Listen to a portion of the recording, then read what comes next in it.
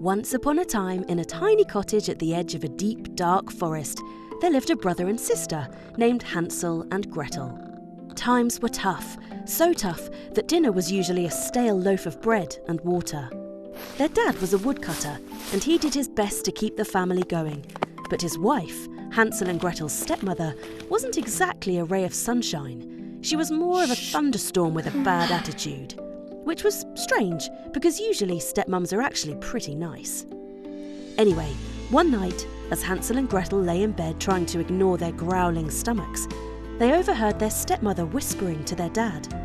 Hansel and Gretel leaned closer and strained their ears to hear what she was saying, and they were horrified at what they heard. "We don't have enough food," she hissed.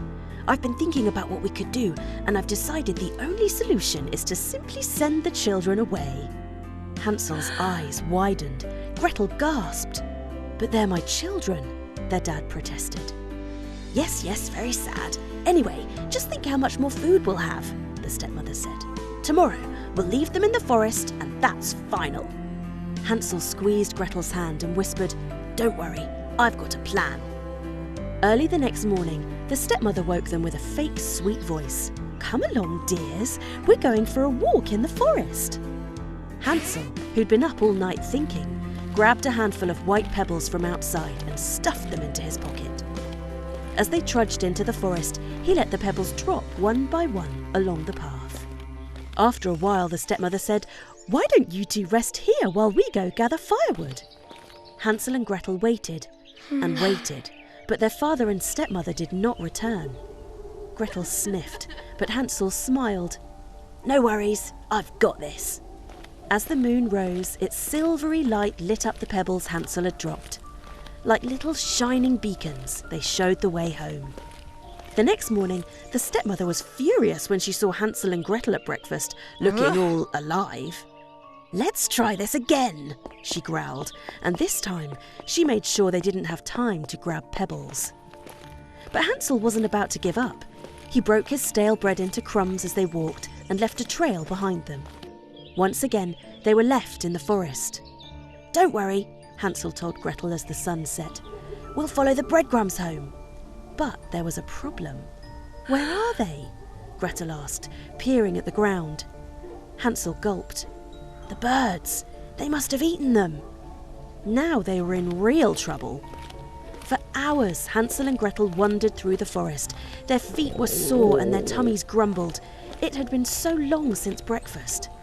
Just as they were about to give up, they saw something that took their breath away. There, in a clearing, stood a house made entirely of sweets. The walls were made of fragrant, spiced gingerbread, the roof was delicately frosted with gleaming white icing, and the windows were sparkling sheets of spun sugar. Gumdrops lined the path, and decadent chocolate bars framed the door. Hansel's eyes lit up. "Is this a dream?" Gretel pinched him. "Ow!" "Nope, not a dream," Gretel said, grinning. The two raced to the house and started nibbling on the walls. Hansel took a chunk of chocolate and Gretel broke off a piece of candy cane. "Ahem," croaked a voice behind them. They froze. Standing in the doorway was an old woman with a crooked nose and wild hair. She scowled at the children. "What on earth are you doing?" she asked, glaring at them. Hansel gulped. "Oh dear, we're so sorry. We didn't mean to steal. It's just, we're lost and we're so hungry." With what looked like immense effort, the old woman's frown twisted into a strange and uncomfortable-looking smile. "Why didn't you say, my dears? You had better come inside." At first, the old woman seemed nice, offering them pancakes, pies, and enough sweets to make their heads spin. She even let them stay there in the gingerbread cottage, as they had nowhere else to go. But as soon as their bellies were full, things started to get a little strange. Well, strange might be putting it lightly. The old woman shut Hansel in a cage and forced Gretel to be her servant. Things were downright scary. Any time not spent feeding up the children, the old woman would be found poring over a dusty old book or stirring a bubbling and steaming cauldron. Sometimes little explosions would come from it, and once or twice, Gretel swore she could hear the book whisper her name. "Hansel," she whispered. "I think she might be a witch." Hearing this, the witch shrieked, "No chitter-chatter! Get on with your chores, you lazy girl, or I shall turn you into a woodlouse."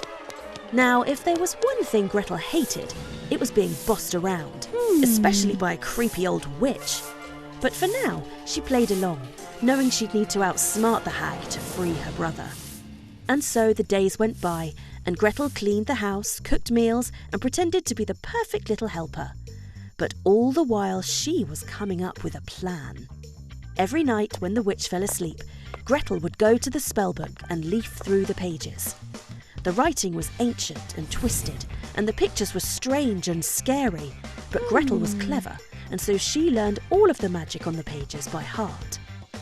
One day, the witch was stirring her cauldron, and Gretel noticed that the potion looked very similar to the one which would turn the drinker into a woodlouse, the very thing the witch had threatened to transform Gretel into. Gretel gave Hansel the signal, and he called out to the witch, "I'm so hungry! Please can I have some more sweeties?" The old woman went straight to him with handfuls of chocolate and sugary treats. For some reason, she was ever so keen to keep him plump and fed. Gretel took advantage of the distraction and went straight to the cauldron, adding the missing ingredients to make the woodlouse potion: a snotty tissue, the slime from a slug, and a small handful of toenail clippings. The potion made tiny, sizzly spitting sounds, and the witch turned and said, "What's going on back there?" "Oh, nothing," Gretel said. "Would you care for another cup of tea?" "Obviously," the witch said, and Gretel gladly scooped some of the steaming potion into a cup and handed it to the witch, who drank deeply, not realising the liquid was green and smelled like old socks. In a flash and a cloud of thick green smoke, the witch was gone, and in her place was a tiny little woodlouse. As Gretel got closer, the woodlouse curled into a tight, shiny ball and rolled across the floor, falling through a crack in the floorboards, never to be seen again. "That's what you get," Gretel shouted, jumping up and down and clapping her hands with glee.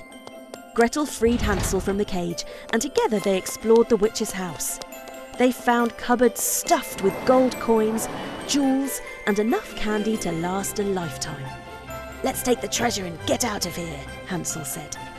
They filled their pockets and headed into the forest. This time, luck was on their side. They soon found their way home, where their father greeted them with open arms. And that horrible stepmother? She mysteriously disappeared, shortly after Gretel made her a lovely, if slightly green, cup of tea. With the witch's treasure and each other, Hansel, Gretel and their dad lived happily ever after. This is the tale of Little Red Riding Hood. Once upon a time, quite close to here actually, there was a wild and wonderful forest. The forest was full of friendly folk, but there were also some scary parts of the forest, with ferocious and sneaky beasts. One of these creatures was a wolf. He was big and he was bad, and he was always trying to gobble up the friendly folk. The friendly folk knew this, and they told stories to their children about the big bad wolf, about how he would try to trick them, how he was clever and ruthless, and he would stop at nothing to get what he wanted.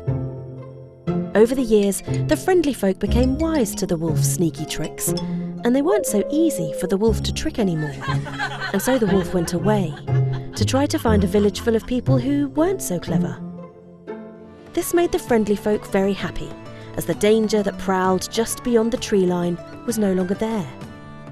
Slowly, the grown-ups started to let the children play deeper into the woods, or skip along the banks of the stream, or walk to the older cottages in the centre of the forest to deliver bread or letters.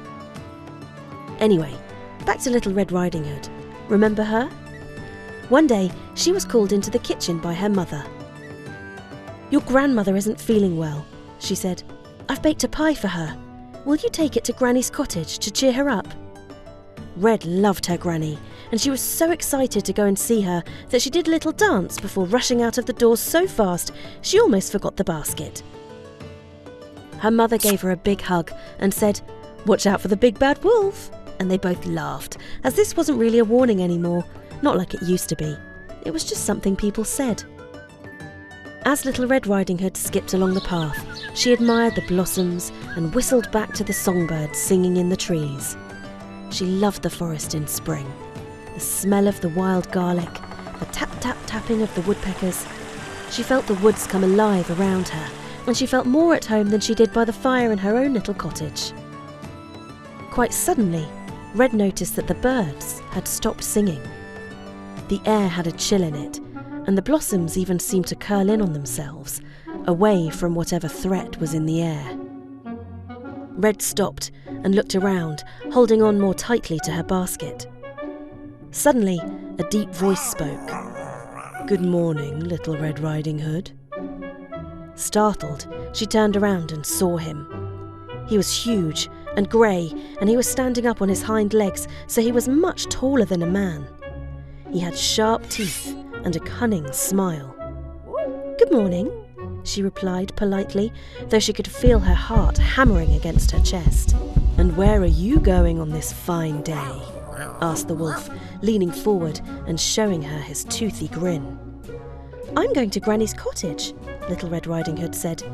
"My grandmother isn't feeling well, and I'm bringing her a pie."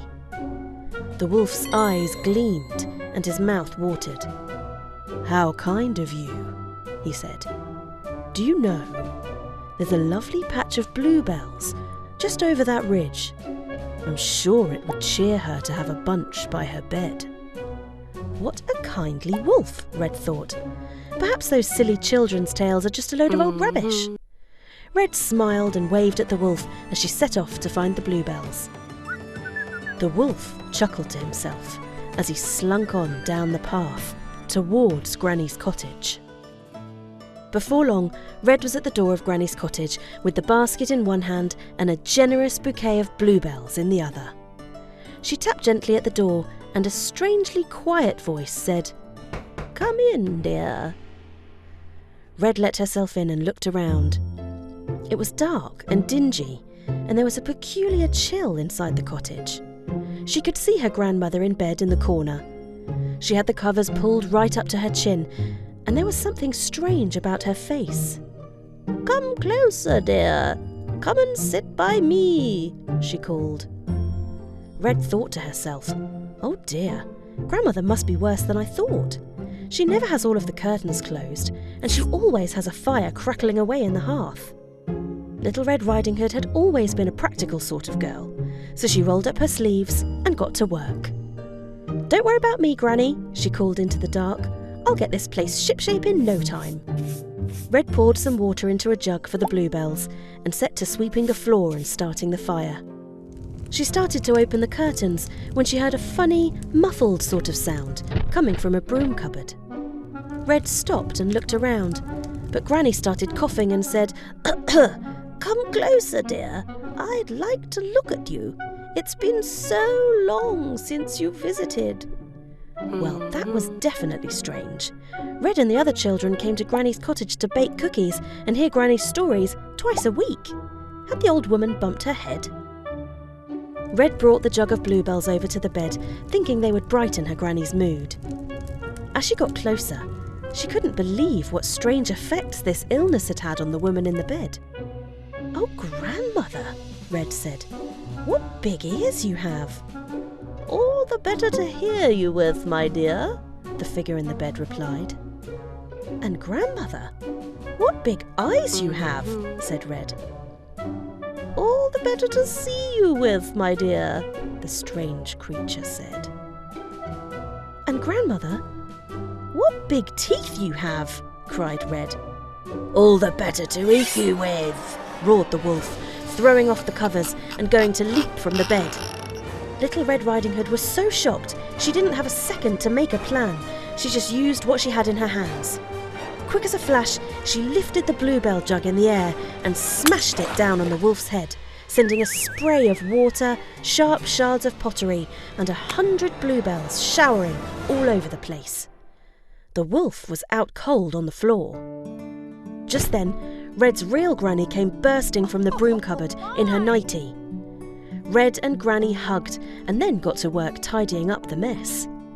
They tied up the wolf and carried him down to the river, where they put him in Granny's old rowing boat and floated him away.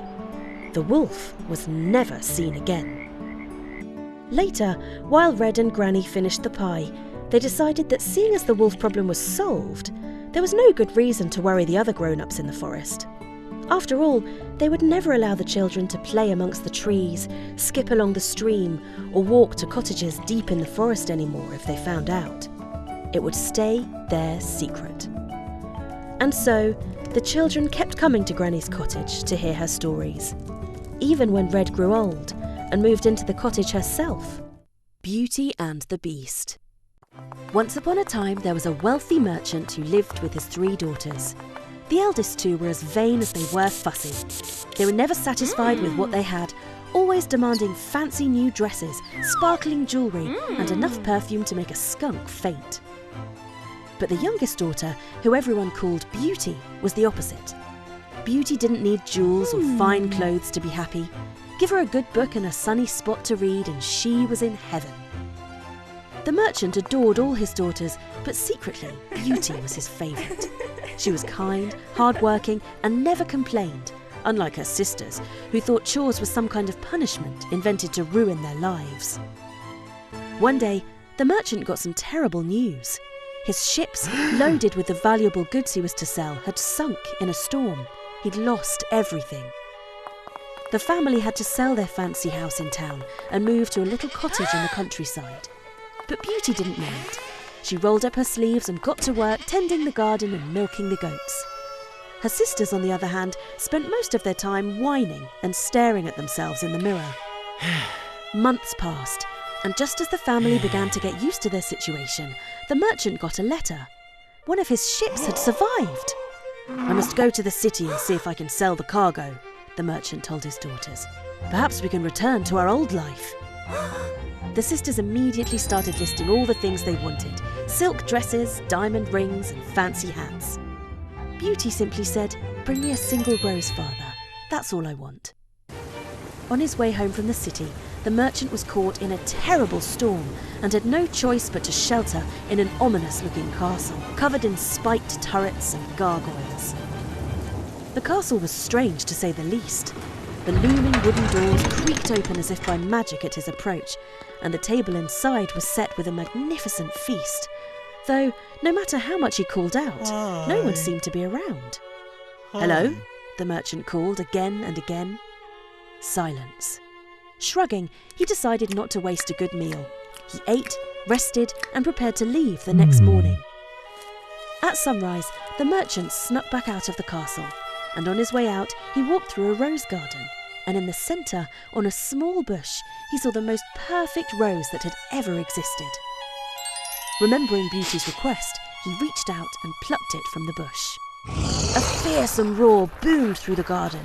Thundering from the castle on clawed feet appeared a beast, a massive, fur-covered creature with piercing blue eyes. "How dare you steal from me?" the beast growled. The merchant dropped the rose, trembling. I'm sorry, I meant no harm. It was for my daughter." The beast glared at him. "Then she will take your place." The merchant begged and pleaded. He said he would stay and there was no need for Beauty to come to this terrible place. But the beast would not budge. The merchant would have no choice in the end, because Beauty was so desperately worried about her father that she went out looking for him, and she was caught in a storm and took shelter in the castle. The merchant tried to tell her to leave before the beast saw her, but it was no use. The beast told the merchant to go home and care for his other daughters, and the merchant simply could not refuse. And so, Beauty stayed. Beauty expected the beast to be, well, terrifying, but he surprised her. He certainly looked very scary, with his sharp teeth and growly voice, but he didn't harm her. Instead, he gave her her own room, a wardrobe full of lovely clothes, and a library so big it made her gasp. "I hope you'll be comfortable here," the beast said one evening, his voice softer than she'd expected. "Thank you," Beauty replied, still wary. Over time, Beauty started to see past the beast's frightening appearance. He was kind, thoughtful, and even funny in a gruff, awkward sort of way. She noticed how warm he was with his staff in the castle and how much they appeared to love him, despite his sometimes grisly demeanour. Every evening they dined together, and every evening the Beast would ask, "Beauty, will you marry me?" And every evening Beauty would smile politely and say, "I'm sorry, Beast, I can't." The Beast never got angry. He would just nod sadly and say, "I understand." One day, Beauty found the Beast looking gloomier than usual. "What's wrong?" she asked. "I can see you miss your family terribly," he said. "You should visit them. Take this magic ring. It will bring you back here when you're ready." Beauty was amazed. She never thought she would see them again, and she certainly didn't think the Beast would trust her enough to go home and then come back again. She thanked the Beast and used the ring to return home, despite a niggling feeling in her chest that pulled tighter and tighter the further she journeyed from the Beast. When she returned home, her family was overjoyed to see her, though her sisters were more interested in her fancy clothes than anything else. "How did you escape the Beast?" one sister asked. "It's not like that," Beauty said, not sure why she was so keen to defend the Beast. "He's not as bad as you think." The sisters exchanged a look. "She's really lost it," the other whispered. Days turned into weeks, and the tightness in Beauty's chest only grew. She finally realised that she desperately missed the Beast. One night, she woke with a start. She had dreamed of the Beast, that he was terribly ill, lying in the rose garden, weak. He looked as though he were dying. She jumped to her feet and packed her bag. "I have to go back," she declared, and rushed from the cottage. Using the magic ring, Beauty returned to the castle as fast as she could. Sure enough, she found the Beast collapsed in the garden, barely breathing. "I'm so sorry," she cried, kneeling beside him and stroking the fur on his face. "I should have come back sooner." The Beast opened his eyes. "I thought you didn't care," he whispered. Beauty felt like her heart would burst. How could he think such a thing?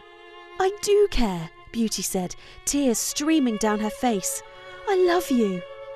The moment she said those words, a bright light surrounded the Beast. Beauty shielded her eyes, and when the light faded, the Beast was gone. In his place, a handsome prince was now laying in her arms. "What? What happened? Who are you?" Beauty stammered. The prince smiled. "You broke the curse. A wicked fairy turned me into a beast, and only true love could set me free." Beauty blinked. "Wait, you were the Beast?" "It's still me," he said gently, and Beauty looked deep into his blue eyes and saw it truly was her Beast. Now, her prince. "Well," she said with a small smile, "I guess you clean up pretty well." The prince asked Beauty to marry him one last time, and this time she said yes. The merchant and Beauty's sisters moved to the castle, and rather than staying spoilt and bossy, they rose to the challenge of becoming royals and found they could behave with grace and decorum after all. And it certainly helped that their brother-in-law, the prince, somehow retained his deep, grumbling growl. And they all lived happily ever after. This is the story of Goldilocks. Once upon a time, in the woods just down the road, there lived a family of bears. They were happy and kind, and they were the type of bears to always try to see the best in everyone.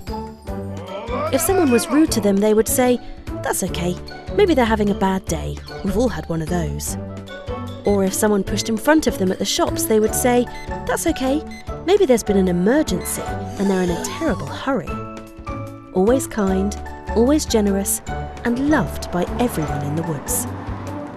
They lived in a sweet cottage, just the three of them. Papa Bear and Mama Bear were carpenters, and they fashioned the house and everything in it to be just perfect for their little family. All of the furniture was made to measure for each of them, and every day when they came home and sat in their chairs or lay in their beds, they would heave a huge sigh of relief and think how lucky they were to have such a perfectly comfortable home. One sunny morning, Mama Bear made 3 delicious bowls of porridge in each of their special bowls. A small wooden bowl for Baby Bear, a medium-sized, pretty blue and white china bowl for Mama Bear, and a large tin bowl for Papa Bear. But when they came to eat their porridge, it was far too hot and nearly burned their mouths. They decided to go for a gentle stroll in the morning sunshine, so they put on their hats and stepped out into the woods. Not far away lived a little girl named Goldilocks. She was an obnoxious little oik. That means she was unpleasant, rude and selfish, and she didn't care at all who she put out or offended. She was an all-round nasty little wretch, and all those who met her considered her to be generally bad news. Goldilocks happened to be strolling through the woods on this lovely sunny morning too. She'd been sent outside by her mother for refusing to help with the washing up. Straight away, she smelled the delicious porridge smell wafting through the air, and she followed it to the bear's cottage. And then Goldilocks just let herself in, with no concern for what sort of trouble it might get her in. She was pleased to see no one was home and strolled right into the kitchen without even taking her muddy boots off. She plonked herself down at the table and took a great big steaming spoonful of Mama Bear's bowl of porridge. "Yuck!" she declared rudely. "Too sweet!" and spat the porridge back into the bowl. Disgusting behaviour. She took a huge mouthful from Papa Bear's bowl. "Yuck!" She scrunched up her horrid little face. "Too salty!" and spat the porridge back into the bowl.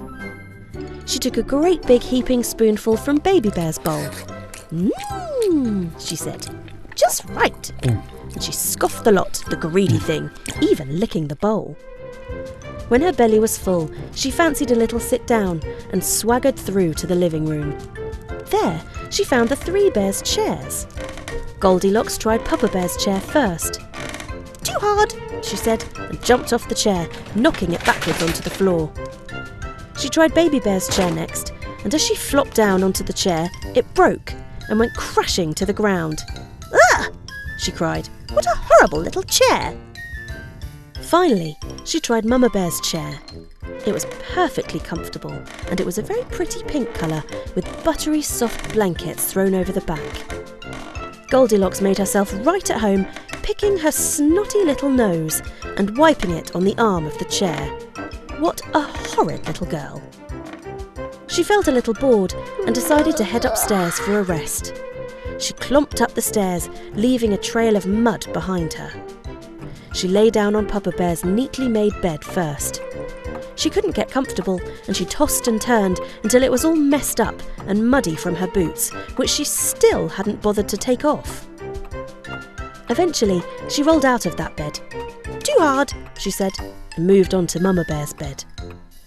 She flopped down onto it and nearly disappeared amongst all the cushions and soft blankets. "Ah!" she cried, and tried to wrestle her way back to solid ground again. "Too soft," she said, yet again leaving a muddy trail behind her. Lastly, she fell into Baby Bear's bed. She thought. If she were perfectly honest with herself, it was a little cramped, but it was the most comfortable of the 3, and she was rather tired, so she rolled over and went to sleep without another thought. Just then, the sweet, kind bear family returned from their walk, hungry and eager to eat their breakfast. They'd been thinking about their delicious steaming hot bowls of porridge since they left, and they were very excited. Straight away they noticed that something was wrong. "Somebody's been eating my porridge," said Papa Bear. "Somebody's been eating mine too," said Mama Bear. "Somebody's eaten all of my porridge," said Baby Bear. The bear family looked at each other, and even though they were very upset and really rather hungry, they decided to think kind thoughts. This is very difficult, especially with empty tummies. Perhaps the person who ate our porridge was lost and scared and starving. We should think the best of them, they said. They decided to go and sit down and try to enjoy what was left of the morning, but when they saw their chairs, they were even more concerned.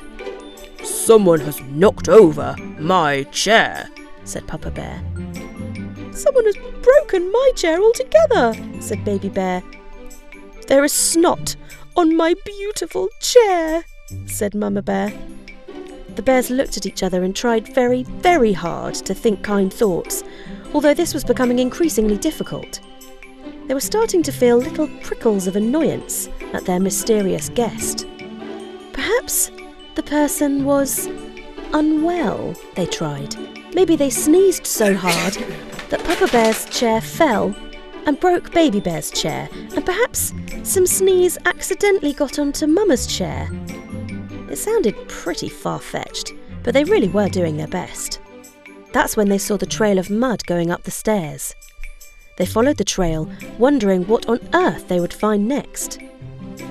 Someone has messed up my bed, said Papa Bear, feeling very cross. Someone has messed up my bed, said Mama Bear, feeling even more cross. Someone is literally still asleep in my bed, cried Baby Bear, feeling the most cross of them all.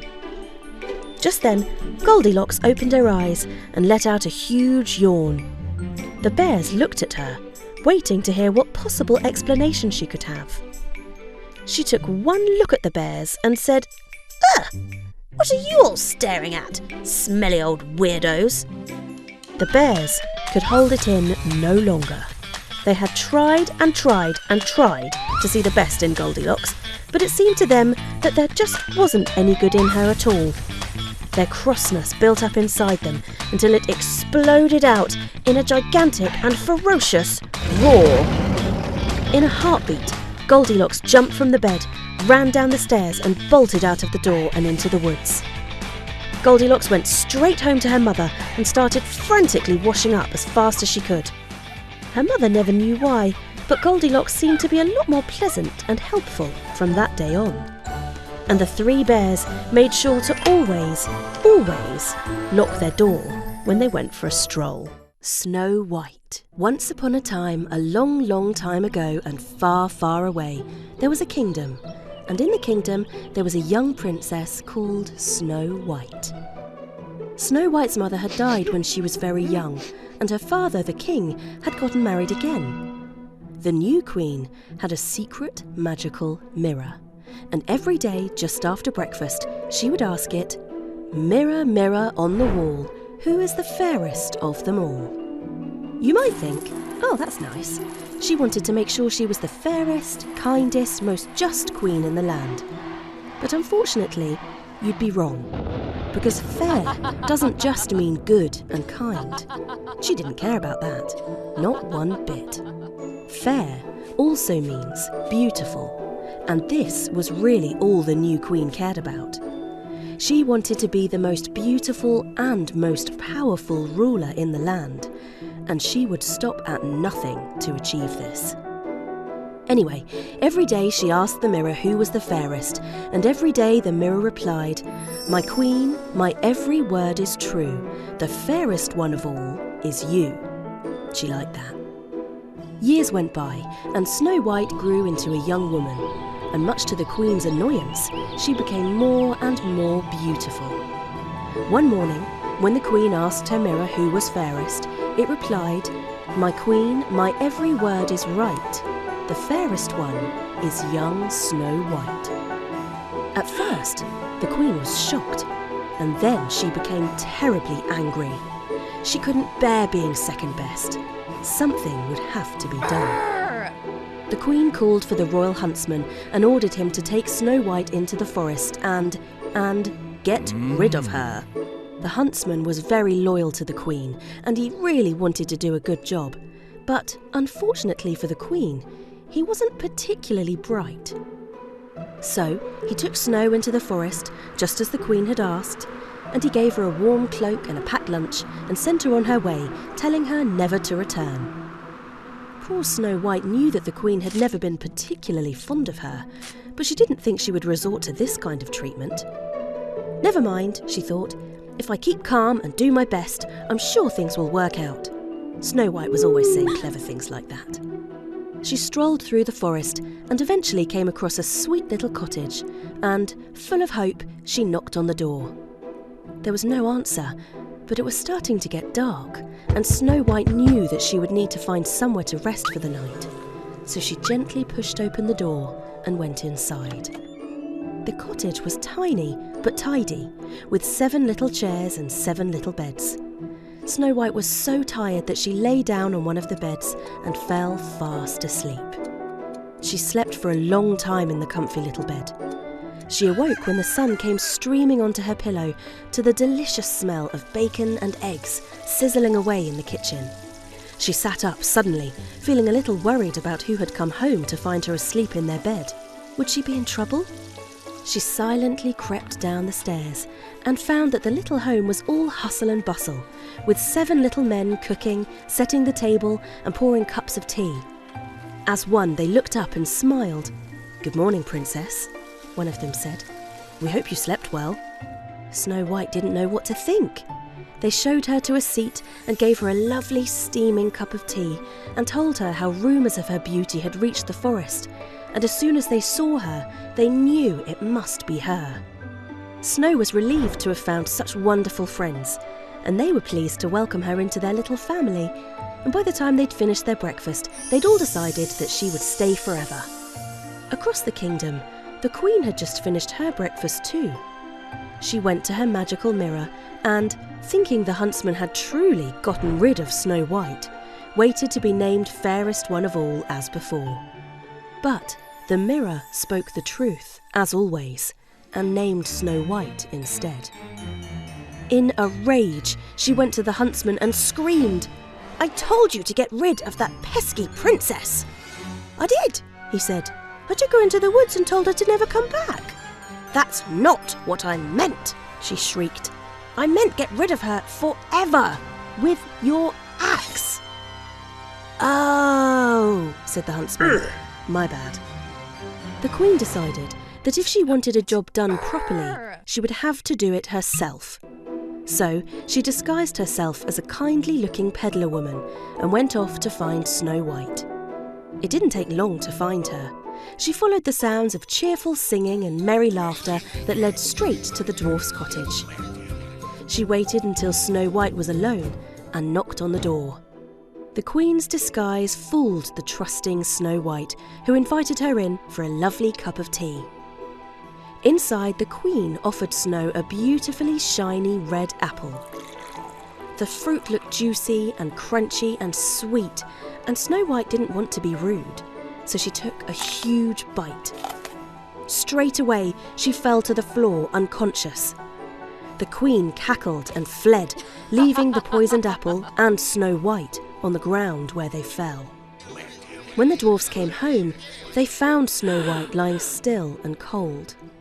They were heartbroken and placed her on a comfortable bed with a glass cover over the top, so they could always look upon her beautiful face, and they could keep watch over her day and night as days turned to weeks and then to months.